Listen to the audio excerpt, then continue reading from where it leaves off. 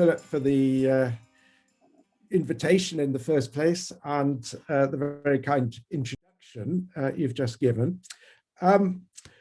What I want to do this evening is to explore some of the ways in which institutions and individuals in the March of Wales thought about the past in the period down to around 1300, and also to assess what this may imply about their sense of identity. More particularly, it will concentrate on those areas that were first settled by Norman, English, and other alien peoples in the late 11th and 12th centuries, that is, on the old established Marcher lordships of southern Wales and the Anglo-Welsh border, as opposed to the new lordships established by Edward I in northeast Wales after the conquest of 1282-3. The discussion takes its cue to a significant extent from the substantial body of scholarship on memory in medieval societies. I shan't even begin to try and summarize this work here, but two related and perhaps all too obvious assumptions I've derived from it need to be emphasized at the outset. The first is that the construction and articulation of memories of the past can throw revealing light on how, say, a Marcher family or religious community saw itself in the present. Second, this is true not only of memories of events that occurred in the March or involved Marcher lords, though the nature and transmission of those memories form a major theme in what follows, but also of perceptions of the past more generally, even when those perceptions consisted of recycled memories that had originally been recorded elsewhere. Thus, for example, the heavy debt of monastic annals in 13th century Glamorgan, about which I'll say a bit more later, to English annals and histories suggest that the latter were considered to provide an appropriate framework for constructing a written record of the past in one particular Marcher context. While focused specifically on Wales and its borders, the discussion will also, I hope, illuminate the wider theme of how settler communities in medieval Europe adapted to a new environment, especially one occupied as a result of conquest. How far did they see themselves as essentially outposts of the peoples and polities from which they originated? How far did interaction with their host societies help to foster new senses of identity?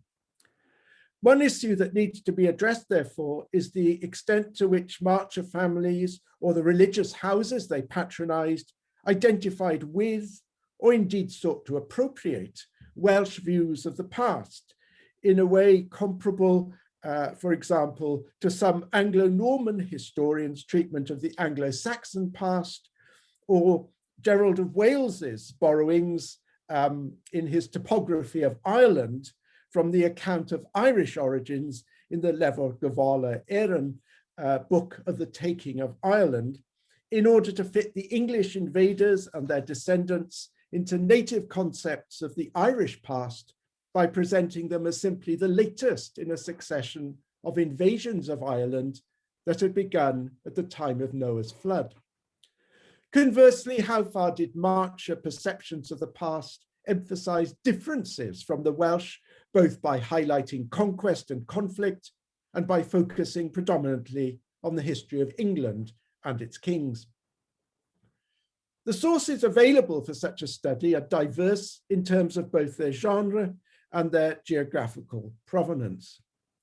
After some further preliminary remarks, I'll proceed in three stages, each focusing on perceptions of the past in different parts of the March that are shown on the slide.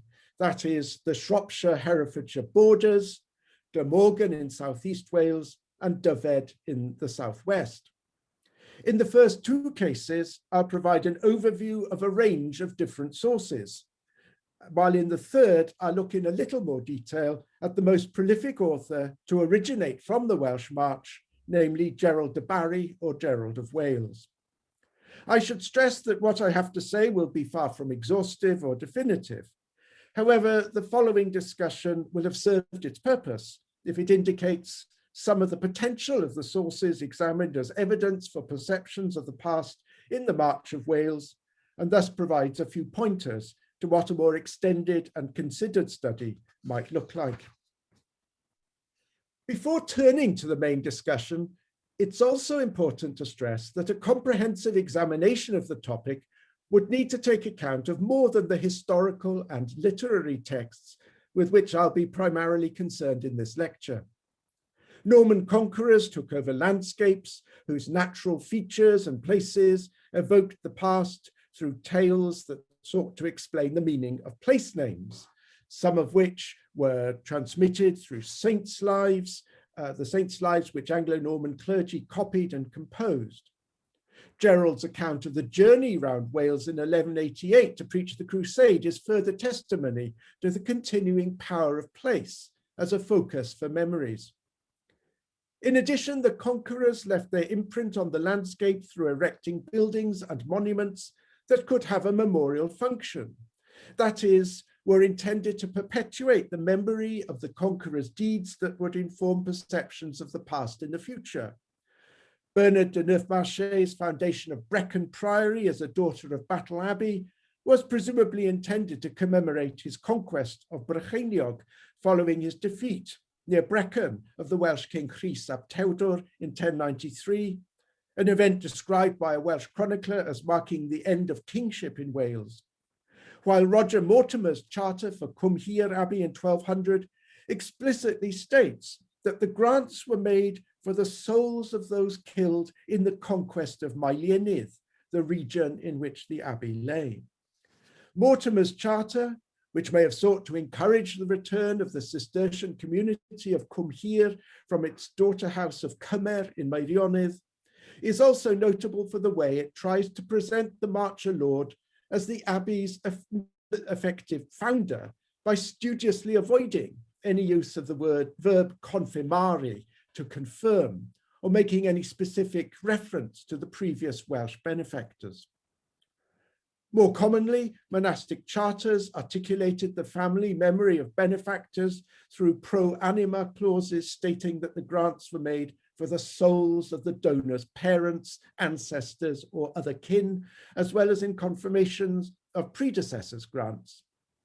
Such property transactions, of course, highlight how, as elsewhere in Europe, religious houses constituted prime foci for cultivating memories of their patrons and benefactors.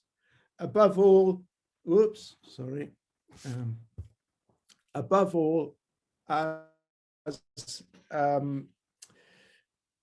burial places, as illustrated here at Awenny Priory in Glamorgan, where there are various grave slabs, including this one, commemorating members of the de Londres family. Presumably, monks provided liturgical commemoration for their patrons on the anniversaries of their death, although we lack evidence for the keeping of necrologies or libri memoriales that have been so central to studies of memory on the continent. In addition, as we'll see shortly, monks recorded the deeds of patrons, together sometimes with their genealogies.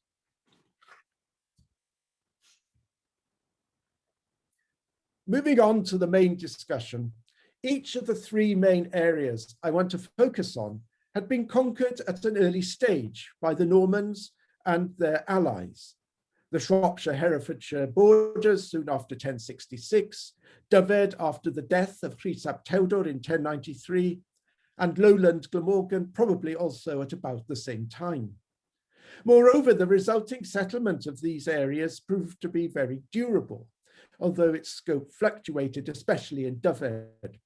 Therefore, circumstances were favourable for distinctive marcher societies to develop. At the same time, despite their common characteristics, these different parts of the march did not form a homogeneous whole.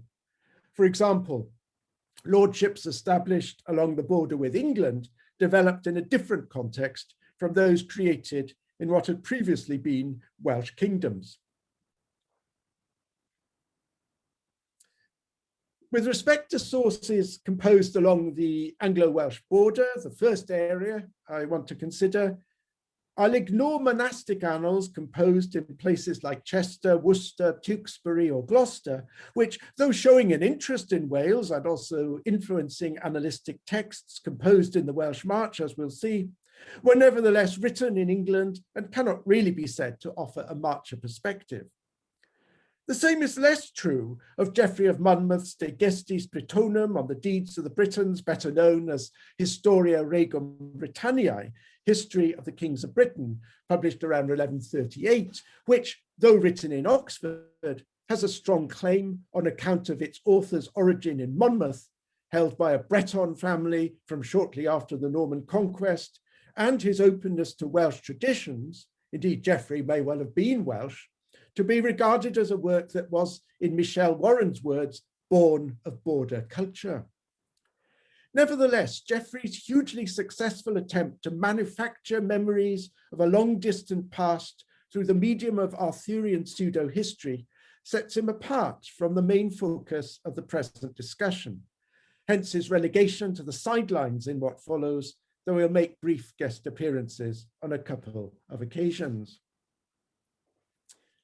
More germane to my theme is the history of Wigmore Priory, an account in Latin that celebrates the deeds of the house's patrons, the Mortimers, with a strong emphasis on their loyalty to the crown and their role as conquerors of the Welsh. However, as it dates from the late 14th century, it falls outside the chronological scope of this lecture.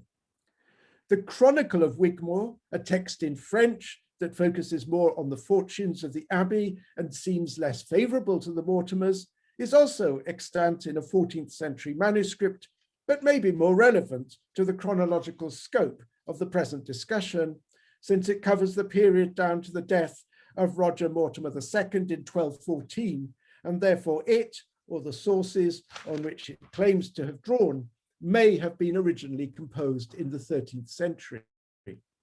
However, at the risk of disappointing this evening's audience, I will not consider it in any depth now, as this and other Wigmore chronicles, as well as the Chronicle of Adam Usk, which are associated with the Mortimers, have already received authoritative treatment from Chris Given Wilson, including recently on the pages of the Mortimer History Society's journal.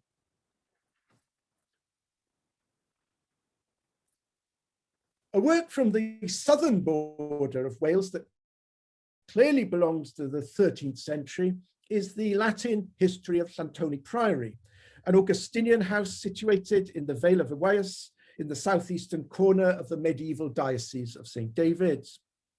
The history is preserved in a manuscript of the late 13th century, along with a life of Robert of Bethune, Bishop of Hereford and former Priory of Santoni, and a short genealogy and history in French of the Lords of Brycheiniog. It seems that the main part of the history was written shortly after the formal separation of Llantoni from its daughter house of Llantoni Secunda near Gloucester in 1205. Robert Bartlett has recently argued that its author could well have been Gerald of Wales, and that it may have been Gerald's last work, completed shortly before his death around 1223. For our purposes, the history is notable for its praise of the priory's patron, Hugh de Lacy, and other protectors in England, including King Henry I and Queen Matilda, together with its strongly anti-Welsh sentiments. The perspective is therefore very much that of an embattled English community. 6 miles northeast of Llantoni, but separated from it by several ridges of the Black Mountains, lay the Cistercian Abbey of Dor, founded in 1147 by the Lord of Ewaias Harold in Herefordshire. The main portion of the Annals of Dor in British Library Egerton manuscript 3088 seems to have been compiled in the late 13th century, though continuations were made until 1362. Drawing extensively on continental and English sources, and also on some annals from Wales, the compiler sought above all to provide his house with an account of Christian history that began with the reign of the Roman Emperor Augustus and Christ's Nativity. While events in Wales and the March are mentioned, The accounts of these are taken from other works, such as the Annals of Margam and the B text of Annales Cambriae, otherwise known as the Breviate Chronicle, or precursors of these, and events along the Herefordshire border seem to have made little impression. In other words, geographical location mattered much less to the Dore analyst than a desire to place his abbey in the wider temporal context of Christendom. Moving north along the border, the French prose romance of Fulk Fitzwarren exemplifies a very different literary genre and a much more secular view of the past. Based, according to its most recent editors, on a French verse romance composed in or around Ludlow in the later 13th century, the text opens with Norman settlement on the Welsh border and proceeds to trace the history of the Fitzwarren family in Shropshire down to the early 13th century, with particular attention to Fulk III Fitzwarren, who died around 1258. The romance could serve as a case study in its own right of the ways in which memories of a heroic period of conflict in the Welsh March assumed legendary status in the time of Edward I. The mixture of verifiable history and pure fantasy, together with the telescoping of past events and consequent anachronisms, bear comparison with, say, the various guises in which the Emperor Charlemagne was presented and reinvented during the centuries after his death. Merely to dismiss large parts of the romance as unreliable is surely to view it through the blinkers of a positivist interpretation that misses much of its point. Although the work clearly merits far closer attention than I can give it now, at the very least it points up how the identity of border families could be imagined with reference to a past in which both conflict and cooperation with the Welsh formed an important backdrop. Different problems of interpretation are posed by monastic annals written in 13th century Glamorgan, the second of my three areas.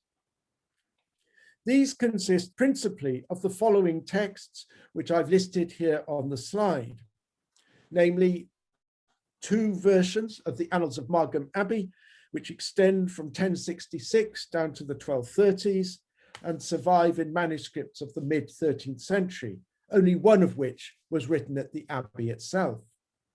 Second, the annals covering the years 1066 to 1268 in an early 14th century manuscript, very probably copied at Tewkesbury Abbey's Priory of Cardiff, and thus called the Cardiff Chronicle by its recent editor and translator, Georgia Henley. The Glamorgan Annals, thirdly, down to 1298, quite possibly copied at Neath, and thus recently referred to as the Neath Chronicle, on the fly leaves of the breviate, the summary of Domesday Book, made for the Brews Lords of Gower around the beginning of the 14th century, which drew in part on the Cardiff Chronicle and was in turn a source for the Welsh Chronicle, Brenhinedd y Saeson, the Kings of the English. And next, the B text of Annales Cambriae, copied again quite possibly at Neath on the same fly leaves, hence the alternative name, the Breviate Chronicle, which goes from the beginning of the world to 1286. In addition, there survives an early modern copy of a short history of the Lordship of Gower, datable to the 13th century, derived from the lost cartulary of Neath Abbey. As several scholars have shown, the annals I've just listed have a complex relationship to each other, to other annalistic writing in Wales, including the C text of the Annales Cambriae or Cottonian Chronicle, composed towards the end of the 13th century at St. David's, and an important witness to Anglo-Welsh perceptions of the past in Dyfed, and also to English monastic annals and histories.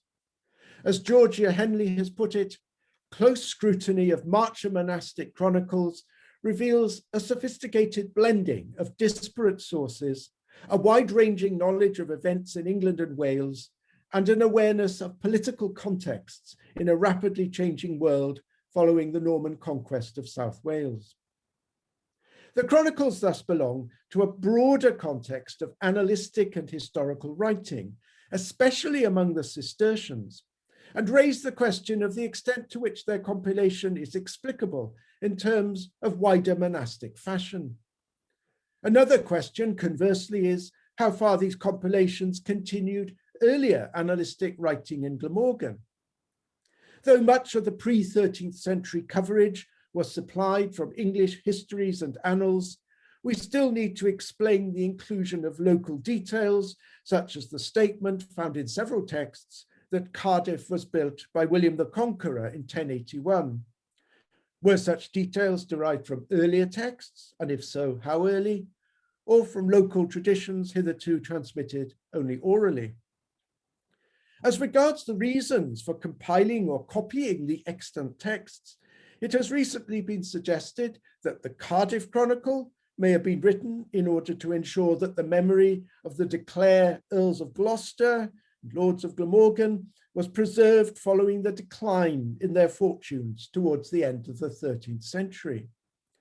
However, we are best informed with respect to the annals and other historical material in the Breviary of Domesday Book, as it has been convincingly shown that their presence on the manuscript's flyleaves represented a search for historical precedents in response to the Crown's claim at the end of the 13th century that the Lordship of Gower, held by the Bruces for whom the manuscript was almost certainly written, was dependent on the royal county of Carmarthen.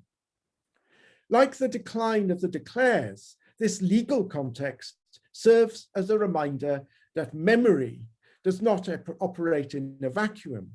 Specific circumstances may give an impetus to record past events as a means of providing justification or sometimes consolation in the present. Leaving aside their textual complexities, what is most striking about the various annals deriving from Glamorgan is their predominantly English perspective. True, for the years down to 1263, the Breviate Chronicle, or B text of Annales Cambriae, is largely a native Welsh compilation, drawing on annals from both St. David's and several Cistercian houses patronized by Welsh princes. However, the last section, ending in 1286, is very different, being sympathetic to Edward I, and presumably reflects the outlook of the monastic author, quite possibly at Neath, responsible for composing the annals in their final form. An English perspective is clearer in the Margam Annals and the closely related Glamorgan Annals in the Cardiff Chronicle and Neath Chronicle. The first two open in 1066, as you can see on the slide, with the death of Edward the Confessor and the Norman conquest of England. So effectively does the third, though its annal for that year is preceded by a brief annal for 600, noticing St. Augustine's mission to England. The reigns of kings of England provide much of the chronological framework, and beyond local events, including successions of bishops and activities of the Earls of Gloucester who held the lordship of Glamorgan, little attention is paid to Wales and its native rulers until the latter made their presence felt in the region with the attacks on Glamorgan of Llywelyn ap Iorwerth, the powerful Prince of Gwynedd in the northwest in the 1220s and 1230s. Moreover, when they do appear, the Welsh are depicted as enemies. One important reason for this emphasis is the Glamorgan Chronicle's debt to English sources.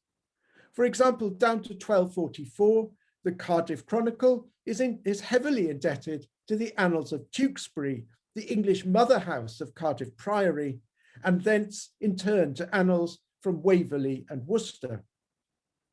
A further factor was Marcher patronage.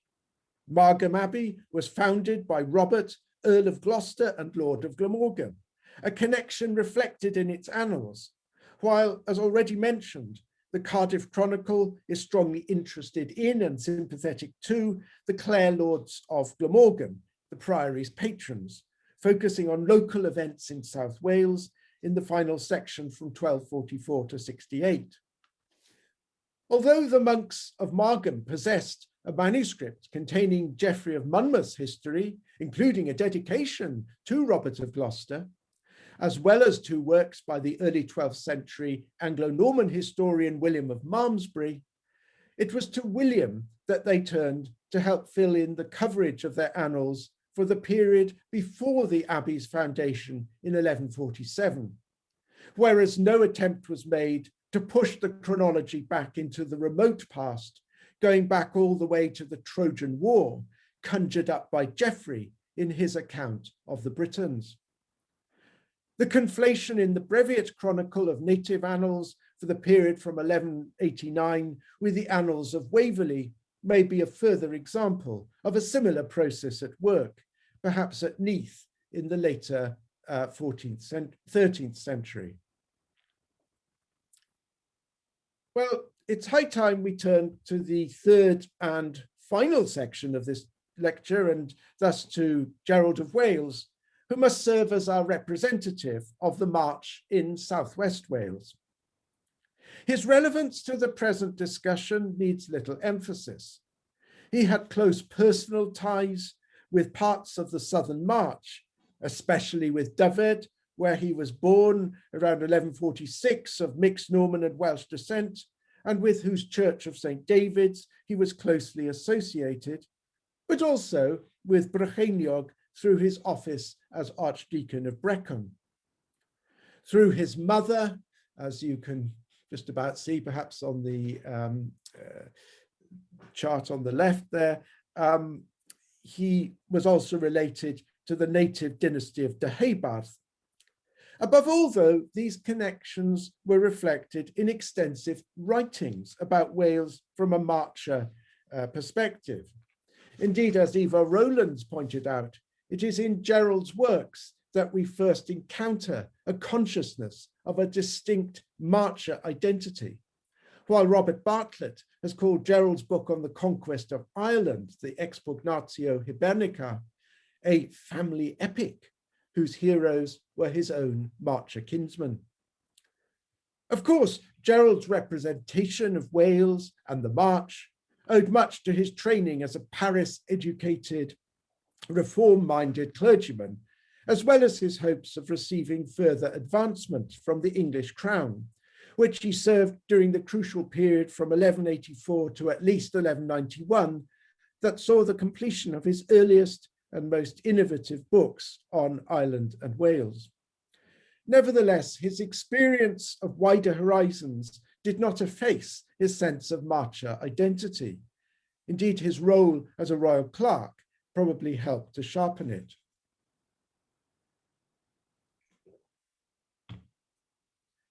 In examining Gerald's view of the past, I shall concentrate attention on the Itinerarium Cambriae, Journey around Wales, and Descriptio Cambriae, Description of Wales, the first editions of which were completed in 1191 and about 1194, respectively. Both works were dedicated to leading churchmen in England.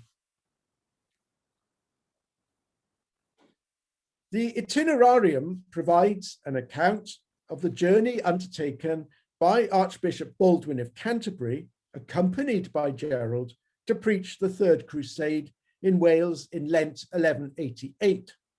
Indeed, it may have been intended as a memorial to Baldwin, who died on the crusade in 1190, and who is the subject of a portrait in the final chapter. However, the work is particularly relevant to our purposes because it includes numerous accounts of earlier events that took place at or near the places through which the Archbishop's party travelled. Indeed, for all that Gerald wished to pay tribute to Baldwin by preserving the memory of his preaching tour, the route this followed seems merely to serve as a peg on which to hang a topographical account of Wales. The description of Wales also has a strong historical dimension. Indeed, that is fundamental to its purpose. The work opens with an overview of the geography of Wales before distilling what Gerald regarded as the distinguishing characteristics of Welsh society, both praiseworthy and unpraiseworthy, the latter providing a cue for advice on how Wales might be conquered and the Welsh might resist. Here, much of the historical focus is on the distant past, interpreted through the lens of both the probably 6th century monk Gildas, with whom Gerald explicitly compares himself in the preface, and Geoffrey of Monmouth, though attention is also given to the subjection of Wales by Anglo-Saxon and Norman kings of England. Both the journey and the description then throw significant light on Gerald's perception of the past.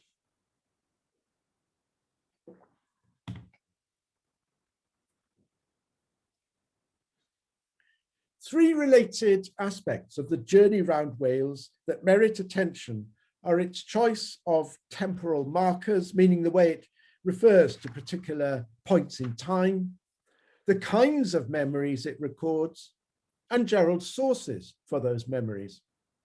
The work opens by setting the journey in the wider context of Christendom by referring to the year of the Incarnation and noting that this was the year in which Saladin conquered Jerusalem.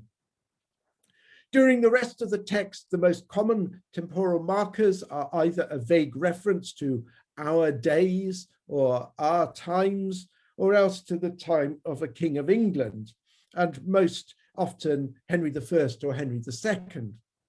Henry I in particular stands out. In one place, he is credited with no less than, to quote, the full subjection of Wales. And several key events, such as the killing of Richard de Clare near Abergavenny in 1136, are described as occurring shortly after Henry I's death.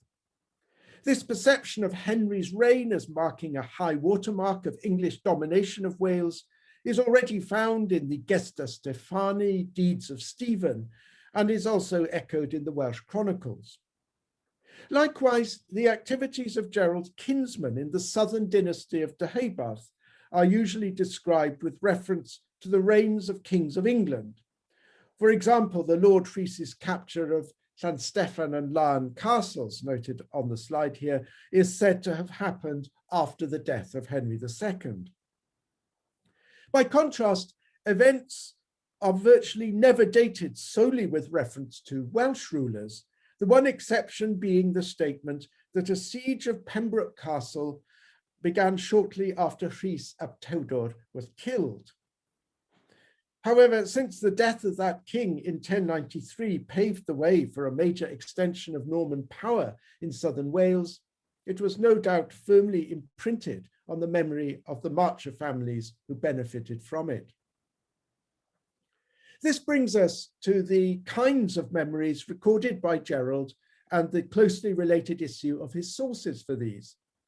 A broad distinction may be drawn between, on the one hand, accounts of events in Wales in the later 11th and 12th centuries, and on the other, native traditions concerning much earlier periods of Welsh history. This distinction is linked to another, for whereas the former accounts seem to derive from information transmitted orally, the latter are quite often attributed to written texts, such as ancient and authentic writings concerning St. Illtyd, the life of St. David, Bede's ecclesiastical history, or various British histories, including what was clearly the work of Geoffrey of Monmouth. This serves as a reminder that Gerald cannot be regarded as merely a mouthpiece for his extended kin, or the Marchers of Southwest Wales more broadly, but was, of course, also a highly educated churchman whose interests included the native traditions and especially the ecclesiastical traditions of the land in which he was brought up and then held office as Archdeacon of Brecon. Many of the historical flashbacks described episodes in the often violent relations of the Welsh with the Marchers and/or the English crown. These bear comparison with the emphasis on Anglo-Welsh conflict in the annals and histories from southeast Wales and the borders, such as the history of Santoni and the Margam annals I noticed earlier. The emphasis is particularly clear in the few chapters devoted to the preaching party's brief journey through North Wales. This was a far less welcoming and familiar region than the south, and Gerald's coverage of it is fairly thin, with few references to earlier events. However, most of the events that are referred to concern attacks by marcher lords on Anglesey in 1098 and again in 1157.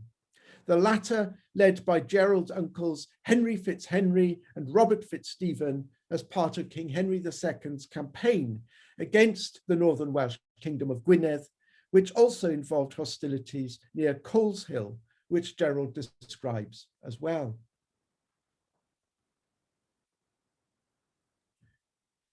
Gerald normally gives no source for these retrospective accounts, many of which are either unique to his text or uniquely rich in their detail.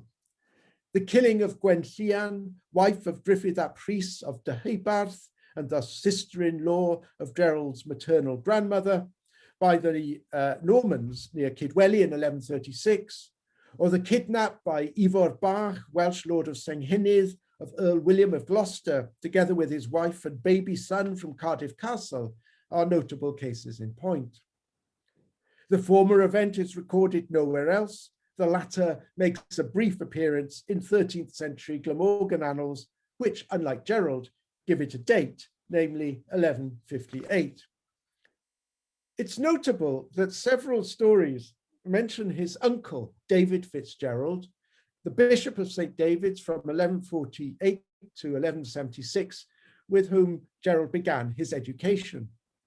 True, nearly all these stories relate to miracles or wonders, another major category of retrospective material.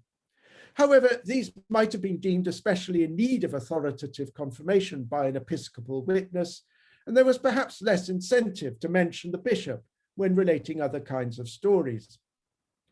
Be that as it may, it's quite possible that David provides a further instance of the part played by bishops in transmitting memories to their nephews, to which Elizabeth van Hoots has drawn attention. As in the cases described by her, David was a maternal uncle, and many of the retrospective accounts related by Gerald concern his maternal kin. The killing of Gwenllian in 1136 and the attack on Anglesey by his uncles in 1157 are good examples. It may well be then that Gerald owed his knowledge of some of these events to Bishop David and also perhaps to his mother Angharad, both of whom may in turn have been told some of the earliest stories set in the late 11th and early 12th centuries by their mother Nest.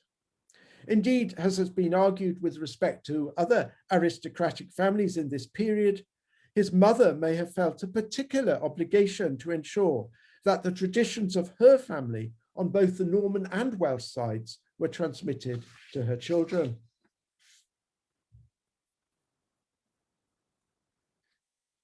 Gerald's deployment of the past in the description of Wales was both more central to his purpose and more complex than it was in the journey. One difference between the two books is that the description pays far less attention to events of the late 11th and 12th centuries. Instead, much greater emphasis is given to the distant past as a point of both contrast and connection with the present. The work's principal temporal markers consisting either of terms such as in ancient times or a long time ago on the one hand, or in modern days or today on the other. This chronological perspective is explicable, at least in part, by Gerald's declaration that he is following Gildas, whose critical account of the fall of his fellow Britons is praised as an example of true history. The identification with Gildas should probably be seen as a rhetorical strategy which enabled Gerald to legitimize and reinforce his negative comments on the Welsh by presenting himself as simply imitating the precedent set by one of the Britons' own writers. More particularly, his attempt to demonstrate that Welsh hopes of recovery in the face of English power were mistaken drew parallels between past and present by maintaining that the failings which had led first to the loss of Troy by the Trojan ancestors of the Welsh, as described, of course, by Geoffrey of Monmouth, not Gildas, and second, to their British ancestors' loss of Britain to the Anglo-Saxons, as depicted in Gildas's Ruin of Britain, were no less true of the expansionist, self-confident Welsh of the 1190s. In other words, Gerald turned native traditions about their distant past against the Welsh in a critique that justified Marcher ambitions. He inserted passages from his earlier book on the conquest of Ireland to argue that the Marchers were best suited to undertaking a full conquest of Wales by the English crown. Thus, while observing that the Welsh were inspired by the memory of their former nobility and their glorious Trojan and British origins, as a latter-day Gildas, he sought to undermine such confidence by insisting that their sins, both past and present, should not be forgotten. Of course, the description of Wales is a complex, nuanced, and deeply ambiguous text that resists neat generalizations. And the points I've just made need to be pursued further as part of a far fuller consideration of its structure and purpose than I've been able to provide here. It could be argued in any case that, revealing though it is of how one highly educated author used the past for literary and ideological ends, the work is only of limited value as evidence of how the past was remembered in the Welsh March. In this respect, Gerald may be more interesting when he gives a voice to memories transmitted to him by others, such as was probably the case in the historical flashbacks of the journey through Wales. It should also be noted that, despite the predominant alignment with Marcher society, he was ready to give space to perceptions of the past that redounded to the glory of his Welsh kinsfolk, notably the story in the journey around Wales of how the birds of Llangors Lake in Brycheiniog proclaimed through their singing that his great uncle Griffith ap Rhys, who died in 1137, was the true Prince of South Wales. And the inclusion in the description of Wales of an account of the descendants of Rhodri Mawr, Rhodri the Great, the powerful king of Gwynedd who died in 878, that was evidently manipulated in the interests of, and presumably derived from, the dynasty of Deheubarth. Gerald's writings thus prompt a fundamental question that arises in respect of all the sources I've mentioned, namely, whose memory is articulated in the texts that survive, whose perceptions of the past. As regards the aspects of the past that were thought worthy of remembrance, Gerald highlights three which are paralleled in other works and may therefore be of wider significance, thereby meriting particular attention by way of conclusion. Two of these are closely connected, namely, an emphasis on conflict with the Welsh and the prominence accorded to kings of England. The sources present Marcher lords as conquerors subject to the king rather than heirs of Welsh antecessors. True, as I hardly need to remind this audience, genealogies were composed in the late 14th century that linked the Mortimers to the princes of Gwynedd, but this was in order to try and legitimate their claim to the throne of England. By and large, and here we come to the third aspect, the native Welsh memories, which writers in the March appropriated and fostered, referred to a distant, often legendary past, including traditions relating to Welsh saints. Nevertheless, the extent to which individual sources emphasized these different aspects of the past varied. The search for common threads needs to be informed, therefore, by a sensitivity to the aims and conventions of particular texts and the context in which they were written. In other words, as I've tried to show this evening, while perceptions of the past in the March of Wales are characterized by some common themes, those perceptions were also plural and diverse. Thank you. The one thing about Gerald of Wales that I've always found difficult, and you did talk about it, was his ability to talk about direct history that he seems to have been told down through generations, and his use of complete mythology on the other hand, which about spirits and other things, and is, as a historian, it's difficult to reconcile sometimes. Now, can you comment a little bit on how you look at that? Can you discount one side of it and just accept one side of it, or do you have to look at all of it a little bit more gray than that?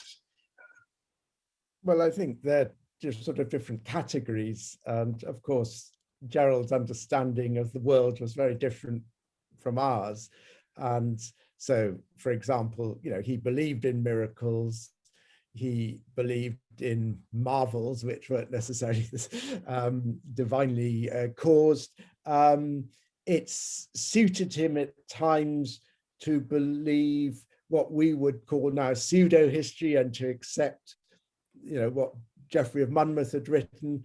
But at the same time, he wanted to sort of, in a way, assert his one-upmanship over Geoffrey. And he has this famous story about how when someone was, I think, suffering from a plague of sort of evil spirits, and they put the Gospel of St. John on him, and the person was sort of felt better. But when Geoffrey's history was placed, the sort of devils came back, the evil spirits came back in even greater numbers. So he has these little digs, and he never refers to Geoffrey as such when he uses him, if you like, without naming him.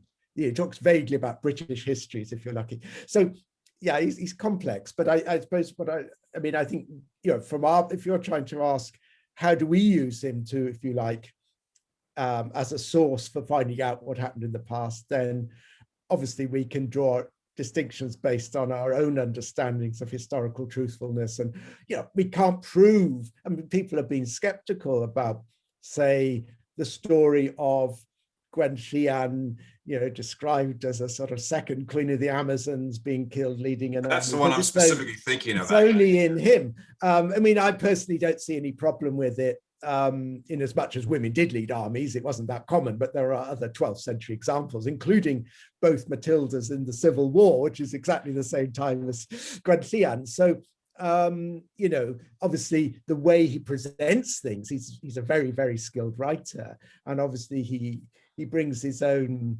rhetoric and classical allusions and comparisons, etc. But in the end, it's a matter of judgment. But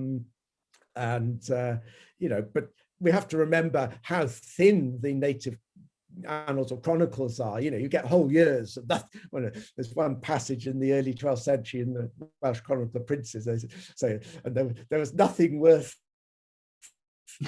noting that happened or something. And, so the absence of corroborative evidence isn't a very strong argument for dismissing stuff that is only in Gerald, in my own view. But perhaps I've been sort of in his company for too long, and I've been sort of charmed by him over the years. But no, I think that you raise a very good point there. But I think you have to basically look at the context of each individual piece. Okay, that's how I put it. I do have some questions now here. First one from Caroline Johnson. Would you please mind repeating what you said about pro anima clauses and what you believe they were used for? Oh, right. Well, pro anima, for the soul of. Well, simply that, these are fairly standard. So you might think, perhaps didn't have much meaning, but basically when a donor gives land or whatever other rights to a monastery or to the monks, then they expect prayers basically for the souls of their parents and so on in return. So it's a sort of exchange. So, being a benefactor of a monastery is meant to bring spiritual benefits for the souls of the donor and his or her family, essentially. I don't know if that answers the question, but that's... I think so. I think it does, yeah. Another question from Reading Griffiths. Do most sources of this kind that you've been talking about, are they directed at the contemporary audience, or do you think there's a conscious sense of writing for posterity in these sources?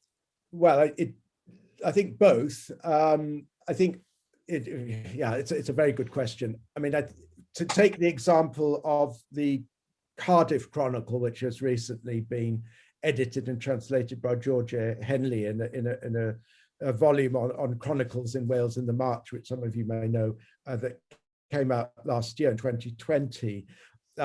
If she's right that this is almost a sort of consolation prize for the declares who are declining in their powers as Lords of Glamorgan and so on, then there is a sense of writing for posterity, saying, well, they may be down on their luck now, but they were great. They were great ones, if you like. And I think, you know, some of what Gerald is, I think, clearly writing for posterity. He's got a very high opinion of himself. And, you know, on the other hand, if people are writing annals more or less contemporaneously, you know, sort of in the year or the events happened or shortly afterwards, then in a way, you know, they may be thinking of the future, but it's not a sort of literary composition crafted perhaps in the same way. It's more, you know, like keeping a diary or something that you may think will have, if you want to keep it, have a value for later generations. It does vary, but there's certainly, I think, an element of writing for posterity in a number of these texts. Yes. Okay, and then I've got one from Andy King. Why do you think it was that Gerald was unwilling to admit his use of Geoffrey of Monmouth? Does this suggest that Geoffrey was seen as intellectually unreliable? Well, that's a very good question. I mean, it may be partly that, and I mean, I don't know if Gerald was aware of sort of William of Newborough's famous early critique of Geoffrey, and he didn't want to sort of seem to be associated with that. It's, as I mentioned earlier, I think it's also been suggested in a way that Gerald didn't want to be outshone by Geoffrey, who was, you know, a hugely successful writer, and his work, you know, survives in so many copies and then translated and adapted.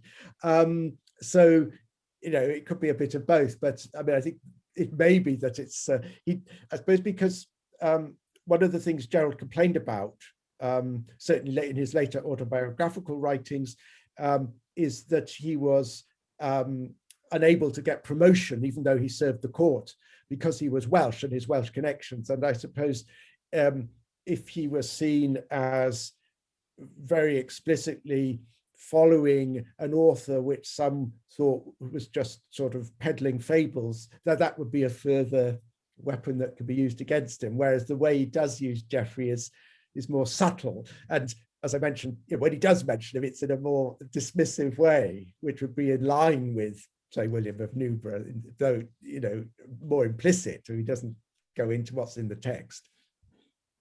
Good, and that is, oh, hang on. Yes, that's all we have, Philip. Thank you, Hugh. Thank you. And thanks to everyone for their questions. Could I just ask a question, please, Hugh? It was just something that when I noticed on one of your slides, the reference to, well, the reference to Gerald's reference that Rhys ap Tudor was killed by deceit of his own men. That isn't in the Brut, is it?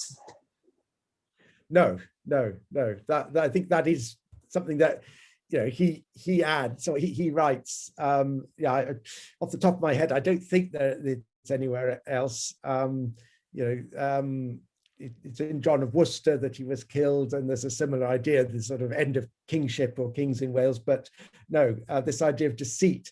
Of course, it is a kind of common sort of trope that Welsh rulers were betrayed, and that's how they met their ends, like earlier Griffith ap Llywelyn. But yeah, no, I think well spotted. Yes, that's I think something that Gerald claims to have heard or read somewhere. Thank you, Hugh. It was a very interesting talk. Thanks very much. No, thanks for having me. It's been a pleasure. Yes, thank you very much.